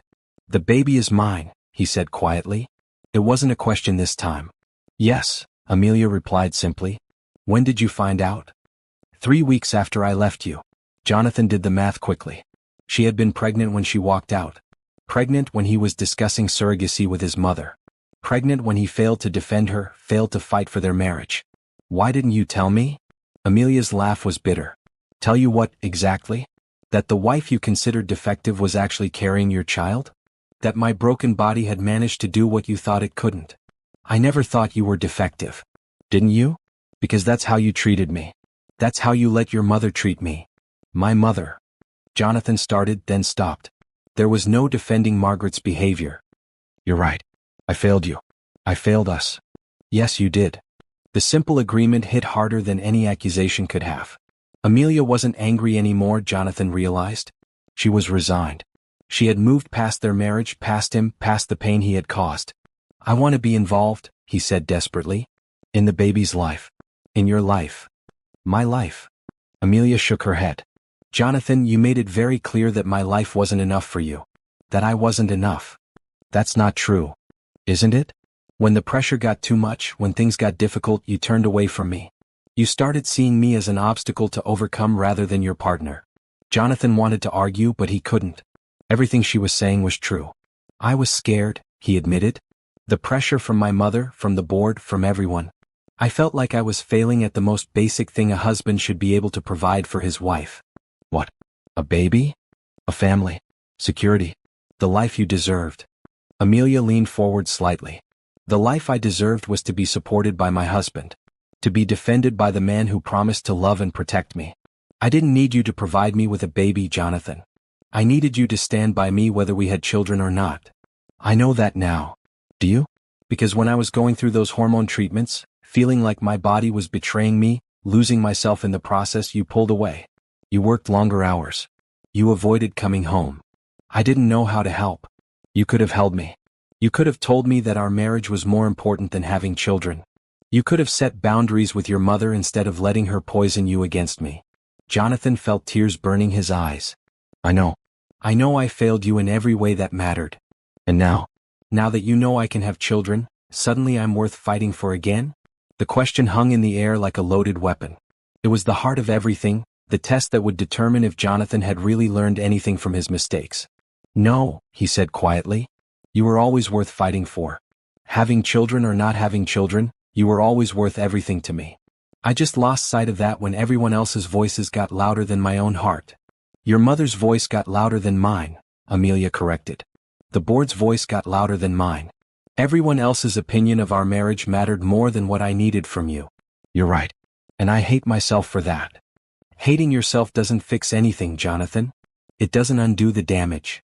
Then tell me what does. Tell me how to fix this. Amelia was quiet for a long moment, her hand resting on her belly. Jonathan watched their child move beneath her dress and felt an overwhelming sense of loss for all the moments he had already missed. Some things can't be fixed, she said finally. Some trust, once broken, can't be repaired. I don't accept that. You don't get to choose what I accept or don't accept anymore. That's what divorce means. We're not divorced yet. We will be in about 10 minutes. What if I don't sign the papers? Then we'll have a custody battle that neither of us wants. I'll still divorce you, but it will be messier and more painful for everyone. Jonathan realized he was losing this battle, had probably lost it before it even began. What about the baby? Our baby? We'll be fine. I have a good job, a nice apartment, friends who support me. We don't need your money. I don't care about the money. I care about being a father. You can be a father without being my husband. I don't want to be a weekend dad. I don't want to miss bedtime stories and first steps and all the little moments that matter. Then you should have thought about that before you let your mother convince you that I was the problem. The court officer cleared his throat. 2 minutes remaining. Jonathan felt panic rising in his chest. Amelia, please. I know I don't deserve it, but give me a chance to prove I've changed. How? How exactly have you changed, Jonathan? What's different now besides knowing that I'm pregnant?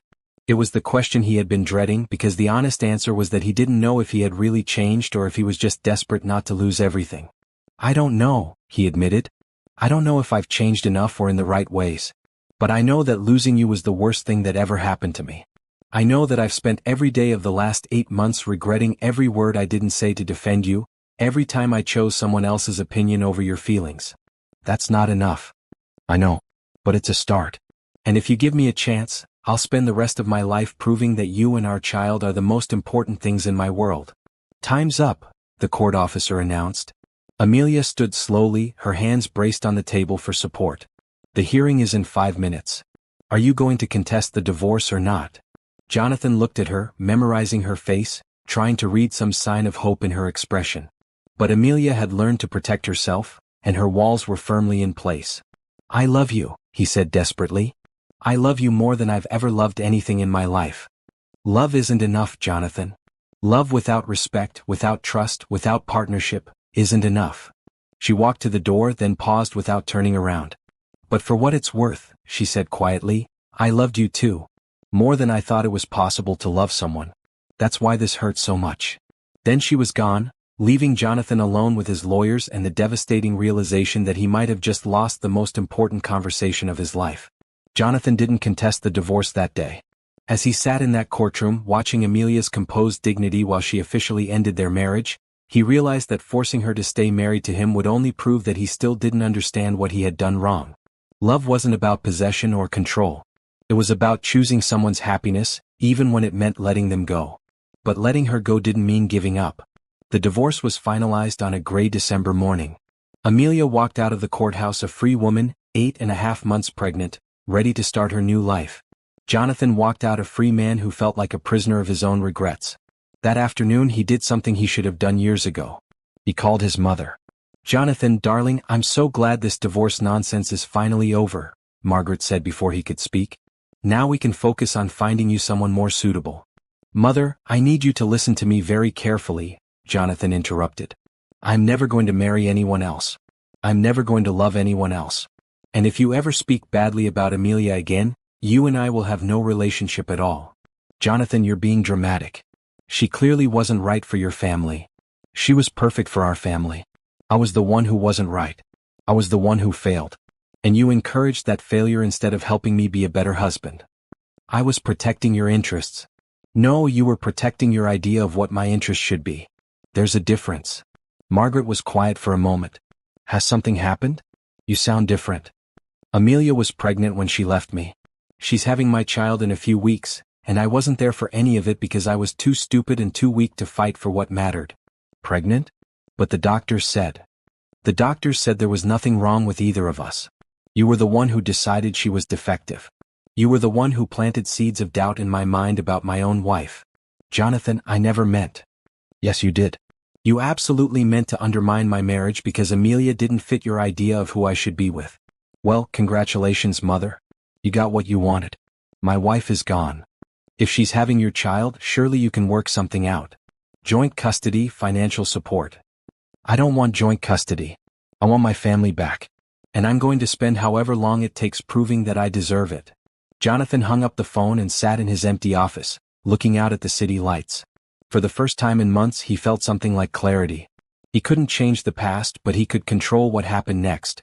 The next morning he called his lawyer with unexpected instructions. "I want to set up a foundation," he told Martin. "For single mothers. Full funding for education, childcare, healthcare, housing assistance. Everything they need to build stable lives for themselves and their children." "That's a significant financial commitment, Jonathan. Are you sure this is the right time for such a major philanthropic venture?" "It's exactly the right time. And I want it named after Amelia." "Your ex-wife?" "Jonathan, I think you need to talk to someone about healthy ways to process this divorce.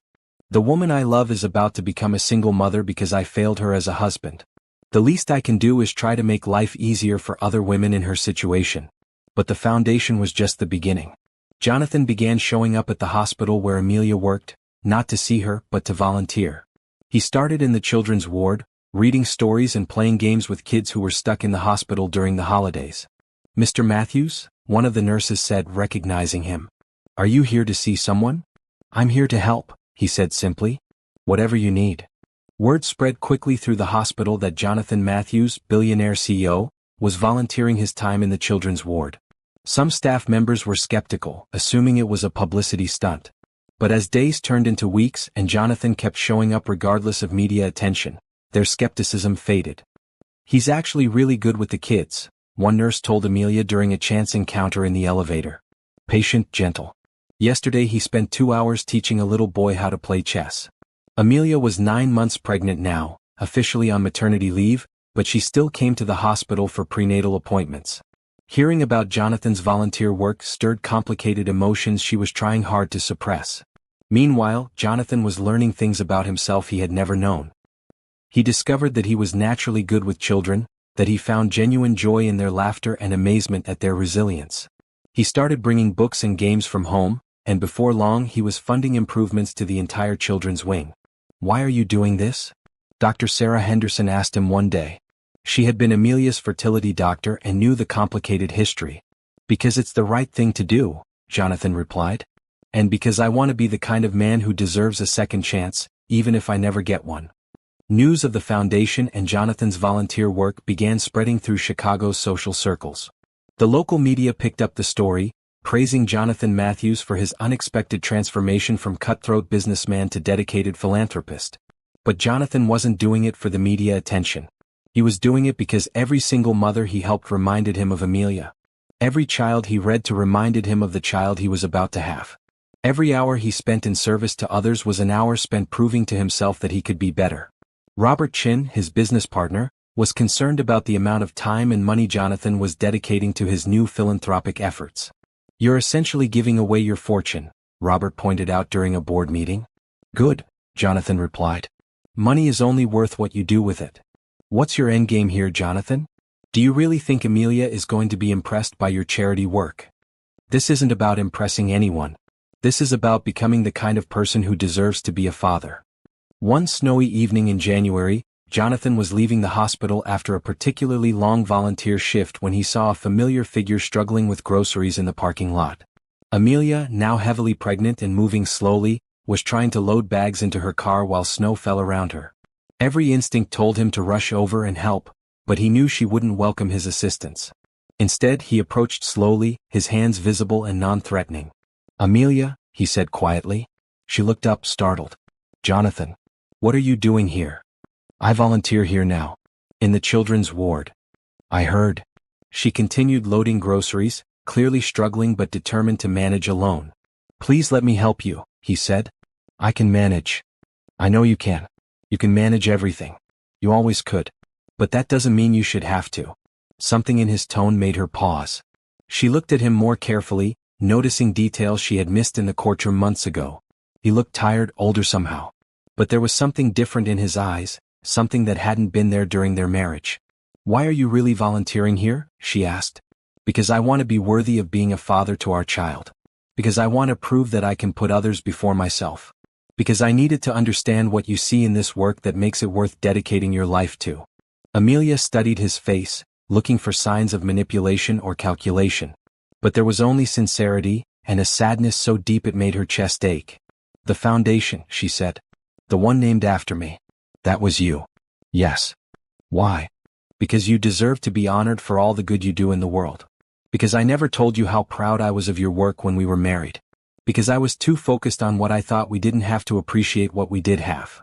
Snow continued falling around them, creating a bubble of quiet intimacy in the busy parking lot. "One of the nurses told me you've been here every day for 6 weeks, Amelia said. "Helping sick children is the least I can do to try to balance out the damage I've caused." "That's not how it works, Jonathan. You can't earn forgiveness through good deeds." "I'm not trying to earn anything. I'm trying to become someone worth forgiving." Amelia felt the baby kick strongly as if responding to Jonathan's voice. She winced slightly and Jonathan stepped forward instinctively. "Are you okay?" "Just the baby. She's been very active lately."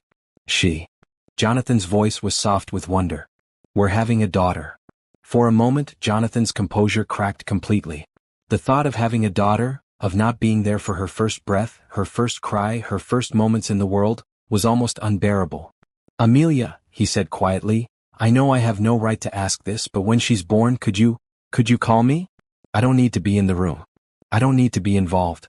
I just need to know she's okay. That you're both okay." Amelia looked at this man she had once loved so completely, seeing in his face the father he could be if given the chance. But trust was a fragile thing, and hers had been shattered too thoroughly to rebuild quickly. "I'll think about it," she said. It wasn't yes, but it wasn't no. For Jonathan it was enough to keep hope alive. At 3:47 a.m. on a snowy Tuesday in February, Amelia woke up to her water breaking. She lay in bed for a moment, feeling the first gentle contractions, and realized that after 9 months of anticipation, she was about to meet her daughter. Alone. She had prepared for this moment, had a birth plan, had a bag packed for weeks. Her friend Rachel was on standby to drive her to the hospital, and Dr. Henderson was expecting her call. Everything was arranged, practical and organized, just like Amelia had rebuilt her entire life. But as she sat on the edge of her bed, feeling another contraction build, she found herself thinking about Jonathan. About the conversation in the parking lot 6 weeks ago. About the promise in his eyes when he said he just wanted to know their daughter was okay. By 5 a.m., the contractions were strong enough that she couldn't ignore them anymore. Rachel arrived within 10 minutes of Amelia's call, helping her to the car with efficiency born of practice. They had rehearsed this scenario multiple times. "You okay?" Rachel asked as they drove through the empty streets toward Northwestern Memorial Hospital. "I keep thinking about Jonathan," Amelia admitted, surprising herself. "Want me to call him?" "No. Maybe. I don't know." "Amelia, whatever you decide about him long term, he is the baby's father. He has a right to know she's being born." "Does he? After everything that happened?" "That's between you two. But this little girl might want to know that her father was there for her birth, even if he wasn't there for the rest of it." By the time they reached the hospital, Amelia's contractions were getting serious. Dr. Henderson was waiting for them, along with the nursing staff who had become like family over the past months. "How are we feeling?" Dr. Henderson asked as they got Amelia settled in the birthing room. "Scared," Amelia admitted. "And excited. And scared. That's perfectly normal. First babies like to take their time, so we're probably looking at several hours yet. Several hours to decide whether to call Jonathan. Several hours to figure out if she wanted him there for the most important moment of their daughter's life." Meanwhile, across town, Jonathan was wide awake in his penthouse, staring out at the snow-covered city. He had been having trouble sleeping lately, knowing that Amelia's due date was approaching.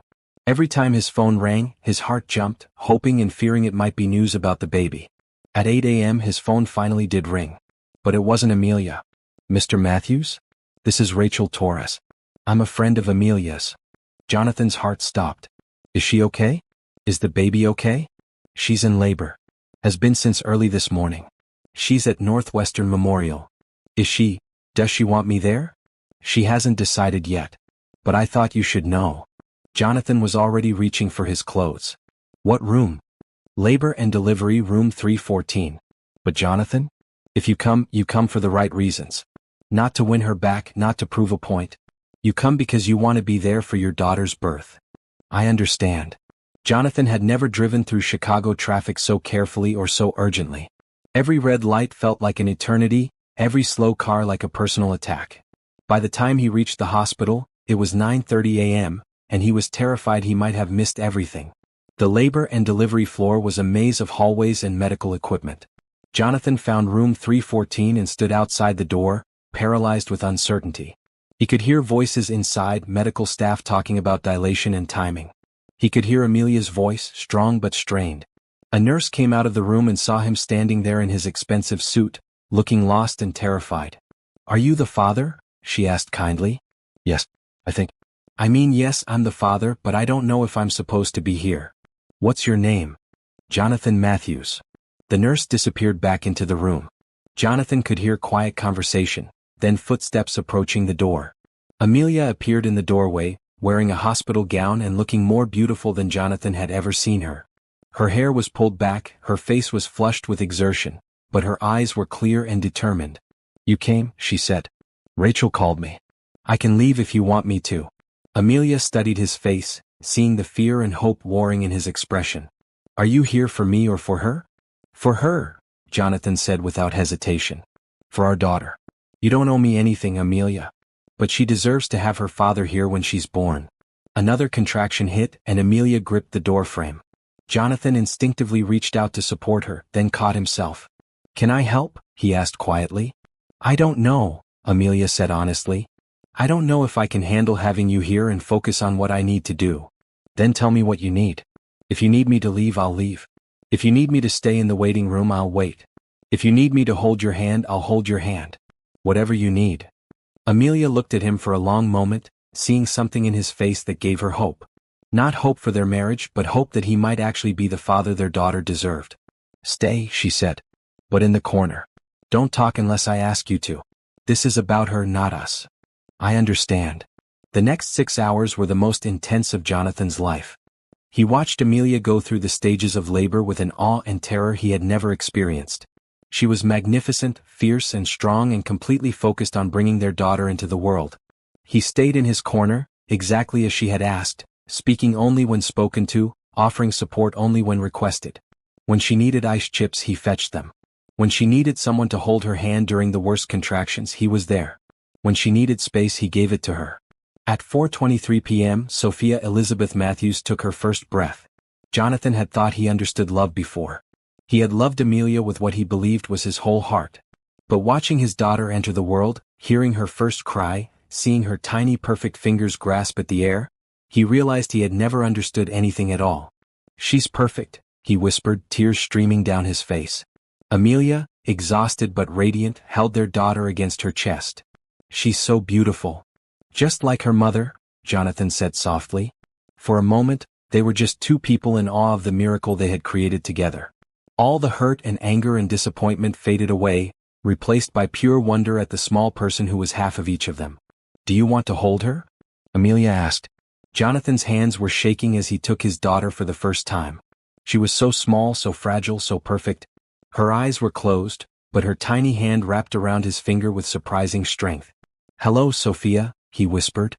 "I'm your daddy. And I promise you, I'm going to spend the rest of my life trying to be worthy of you."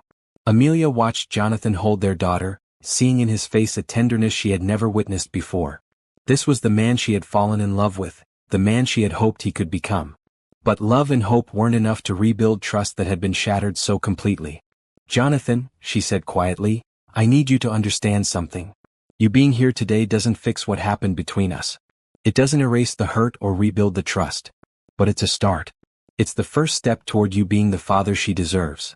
"I know," Jonathan said, not taking his eyes off Sophia. "I'm not asking for anything I haven't earned. I'm just grateful to be here for this moment. We'll need to figure out custody arrangements, visitation schedules, all the practical things. Whatever you think is best for her. I'll work around your schedule, your needs, her needs." Amelia was surprised by his response. The old Jonathan would have immediately started negotiating, would have wanted equal time, would have made demands. This Jonathan was putting their daughter's needs first. "I want you to be involved," she said carefully. "I want Sophia to know her father. But trust is earned, Jonathan. And it's earned slowly. I understand. And Amelia? Thank you. Thank you for letting me be here today. Thank you for giving me the chance to be her father." As evening fell over Chicago, Jonathan sat beside Amelia's hospital bed, holding his sleeping daughter while Amelia rested. For the first time in over a year, they were a family. Not the family they had planned to be, not the family they had dreamed of, but a family nonetheless. It was a beginning. 1 year later, Jonathan stood in the same garden where he had proposed to Amelia, but this time he wasn't alone. Sophia sat on a blanket beside him, babbling happily as she played with colorful blocks. At 14 months old, she was walking, climbing, and getting into everything with the fearless curiosity that Jonathan recognized as pure Matthew's determination. "Dada," she said, holding up a blue block for his approval. "That's right, sweetheart. Blue block. Very good." Jonathan's phone buzzed with a text from Amelia, "Running 5 minutes late. Traffic is terrible." They had been meeting in this garden every Sunday for the past year, a neutral space where Jonathan could spend time with Sophia while Amelia graded papers or caught up on work. What had started as awkward, carefully scheduled visitation had gradually evolved into something more comfortable, though still cautious. "There's my beautiful girl," Amelia called out as she approached, wearing a bright red sundress that made her skin glow in the afternoon light. Sophia immediately abandoned her blocks and toddled toward her mother with arms outstretched. "Mama? Were you good for Daddy?" Amelia asked, scooping up their daughter for a hug. "She was perfect," Jonathan said, beginning to pack up the toys. "We went to the pond to see the ducks and she said quack at least 50 times. Did you say thank you to Daddy for the fun afternoon?" Sophia looked at Jonathan and blew him a kiss, a trick Amelia had been teaching her. Jonathan pretended to catch it and put it in his pocket, making Sophia giggle. "How was your week?" Amelia asked as they walked toward the parking area. "Good. The foundation approved funding for 3 new childcare centers. And the children's ward got approval for the new playroom." Jonathan's transformation over the past year had been remarkable and consistent. He had stepped back from day-to-day business operations, focusing instead on the foundation and his volunteer work. The Amelia Johnson Foundation for Single Mothers had already helped over 200 families, providing everything from emergency housing to college scholarships. "That's wonderful," Amelia said. "The families are going to be so grateful. What about you? How was your week?" "Busy. I got offered a promotion to department head." Jonathan stopped walking. "Amelia, that's incredible. Congratulations." "Thanks. It would mean more responsibilities, some travel, longer hours." "Are you going to take it?" "I'm considering it. But it would affect our custody schedule. Some weeks I might need you to take Sophia an extra day or two." Of course. Whatever you need. I can adjust my schedule however works best for you and Sophia. They had reached Amelia's car, and she was buckling Sophia into her car seat. Jonathan crouched down to kiss his daughter goodbye. I love you, sweetheart. Be good for mommy. Love Dada, Sophia said, reaching out to touch his face. I'll see you Wednesday for our lunch date, okay? As Amelia closed the car door, she turned to Jonathan. There's something else I wanted to talk to you about. Okay. I've been seeing someone. The words hit Jonathan like a physical blow, but he forced himself to keep his expression neutral. Over the past year, he had learned to put Sophia's needs before his own feelings, and that meant supporting whatever made Amelia happy. That's good. I'm glad you're happy. His name is Michael. He's a doctor at the hospital. He's very good with Sophia. Is it serious? Amelia hesitated. It could be. He's asked me to move in with him. Jonathan felt like the ground was shifting beneath his feet, but he kept his voice steady. What do you want to do? I don't know. Part of me thinks it would be good for Sophia to have a stable family unit. Michael is kind, reliable, everything a partner should be. But every time I think about taking that step, I remember what it felt like to love someone completely. And I remember what it felt like to have that trust broken. They stood in uncomfortable silence for a moment, both thinking about the marriage they had destroyed and the family they were trying to rebuild from the pieces. Amelia, Jonathan said carefully, if he makes you happy, if he's good to Sophia, then I support your decision. All I want is for both of you to be loved and protected. Even if it means you see Sophia less? Even then. Her happiness comes first. Always. Amelia studied his face, looking for signs of resentment or manipulation. But she saw only sincerity and a sadness so deep it made her chest ache. The man who's saying this to me now, she said quietly, is the man I thought I was marrying 3 years ago. I'm trying to be the man you deserved then. I know.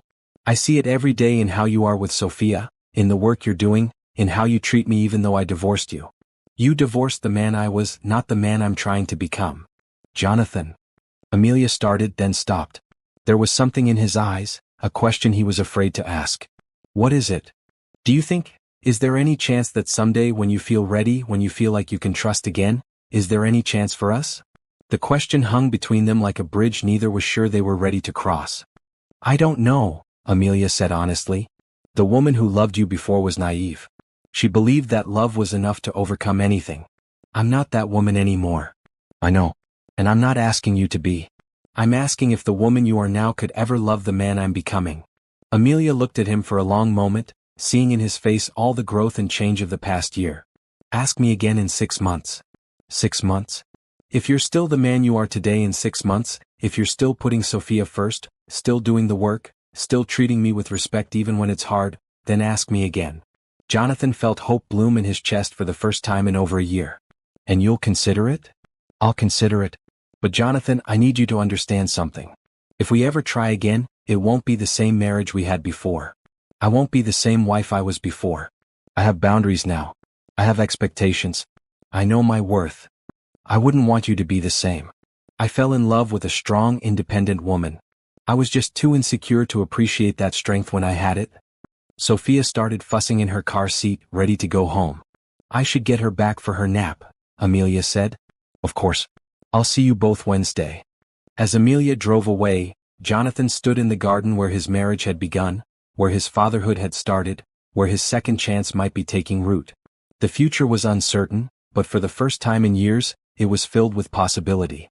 6 months later, on a beautiful autumn afternoon, Jonathan found himself back in that same garden with Amelia and Sophia. But this time he wasn't just visiting. This time he was asking the most important question of his life. Amelia Johnson, he said, getting down on one knee while Sophia played nearby, will you marry me? Again? In his hand was a new ring, not his grandmother's solitaire, but something they had chosen together.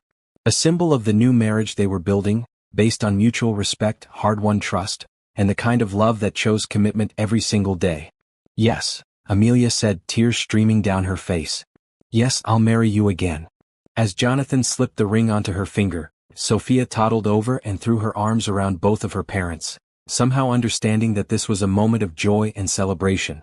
They were married 3 months later in a small ceremony at the children's hospital, surrounded by the families they had helped through the foundation and the children Jonathan read to every week. Sophia was the flower girl, toddling down the aisle in a tiny yellow dress, throwing petals with enthusiastic abandon. "I promise," Jonathan said as they exchanged vows, "to choose you in our family every single day. To defend you, support you, and love you not just in the easy moments, but especially in the hard ones." "I promise," Amelia replied, "to trust in the man you've become while never forgetting the lessons that brought us here. To build with you a marriage based on partnership, respect, and the kind of love that grows stronger through adversity." 2 years later, as Amelia rocked their second daughter to sleep while Jonathan helped Sophia with a puzzle, she reflected on the long journey that had brought them back to each other. It hadn't been easy. Trust, once broken, required constant tending to stay strong. But they had learned that love without respect was fragile, while love built on mutual admiration and partnership could weather any storm. "Daddy," Sophia said, looking up from her puzzle, "tell me the story about when I was born." "Again?" Jonathan asked with a smile. "I just told you that story yesterday." "I like it. Tell me about how Mommy was brave and you were scared." "Well," Jonathan began, settling into his chair, "it was a snowy day in February, and your mommy was the bravest person in the whole world." As Jonathan told their daughter the story of her birth, Amelia smiled, knowing that Sophia would grow up understanding that love was a choice, that families could be rebuilt, and that sometimes the most beautiful endings came from the most painful beginnings. The Matthews family had learned that true love wasn't about perfection. It was about choosing each other again and again, through all of life's imperfect moments. And they chose each other every single day.